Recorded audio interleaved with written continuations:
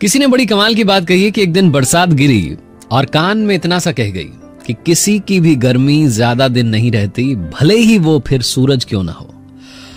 My FM से मैं हूं आरजे कार्तिक। एक बार एक लड़का, गरीब परिवार का लड़का, गांव से आकर के शहर में सरकारी नौकरी के लिए तैयारी कर रहा था। कुछ परीक्षाएं दे चुका था, कुछ परीक्षाएं बाकी थी। एक दिन खुशी की बात हुई, उसके पास में एक इंटरव्यू के लिए कॉल आया। अगली सुबह उसे जाना था, दूसरे शहर में जाना था, लेकिन समस्या ये थी कि इस लड़के के पास में पैसे नहीं थे। इसने अपने घर में ढूंढा तो इसको मुश्किल से 50 रुपए मिले।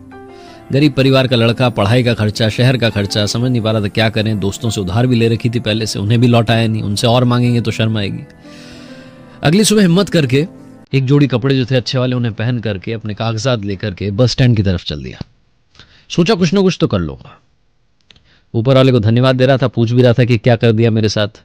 लड़के को लग रहा था कोई ना कोई जान पहचान का मिल जाएगा, आज लिफ्ट मिल जाएगी, पहुंच जाएंगे, इंटरव्यू देकर के आ जाएंगे। पहुंचा बस स्टैंड पर, वहां इसे कोई जान पहचान का नहीं दिखा।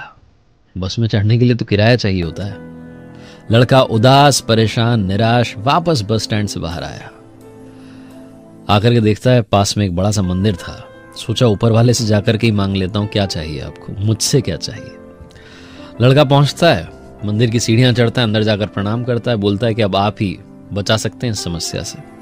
उतर करके सीढ़ियों पर बैठ करके जूते बांध रहा होता है, जूते पहन रहा होता है, तो देखता है कि पास में एक फकीर बैठे हुए हैं और उनके कटोरे में बहुत सारे पैसे रखे हैं। फिर से मंदिर की तरफ मुड़ता है और कहता है, वाह कमाल, देखो जिसको चाहिए उसको दे नहीं रहे हो, जिसको नहीं चाहिए उसको बहुत सारे दे रखे हैं पैसे।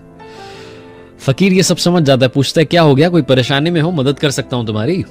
तो लड़का कहता है, बाबा आप क्या मदद करोगे, आप तो खुद मांग करके कमा रहे हो। तो फकीर कहता है, नहीं, मांग करके नहीं कमा रहा हूं। इस मंदिर में जो आता है वो इसलिए नहीं देकर के जा रहा है कि मैं मांग रहा हूं, वो इसलिए देकर के जा रहा है कि उसे पुण्य कमाना है।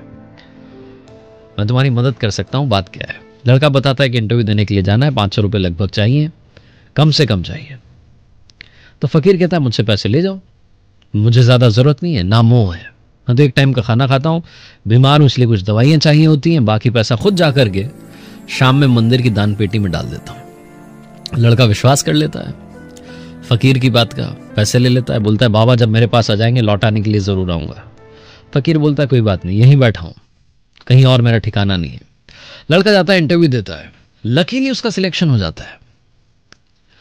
खुश होकर के वो लड़का शाम में जब वापस अपने शहर आ रहा होता है तो सोच रहा होता है कि बाबा को धन्यवाद करूंगा, उन्हीं की वजह से आज चमत्कार हुआ है। पहुंचता है उस मंदिर के पास तो देखता है कि वहां सीन बदल चुका है।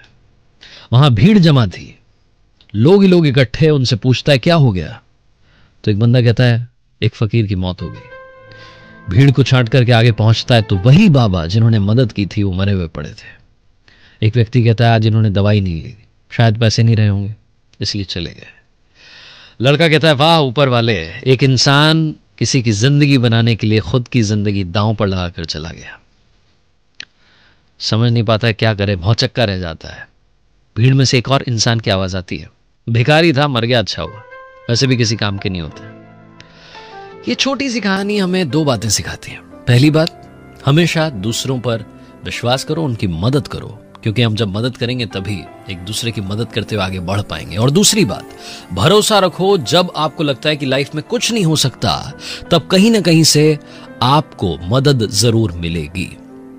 ऊपर वाला आपको भी नहीं मालूम आपको कब किसी का ऊपर वाला बनाकर कहीं भेज दे, इसलिए मदद करो और इस बात पर यकीन रखो कि आपकी जिंदगी में भी कोई ना कोई ऊपर वाला जरूर आएगा।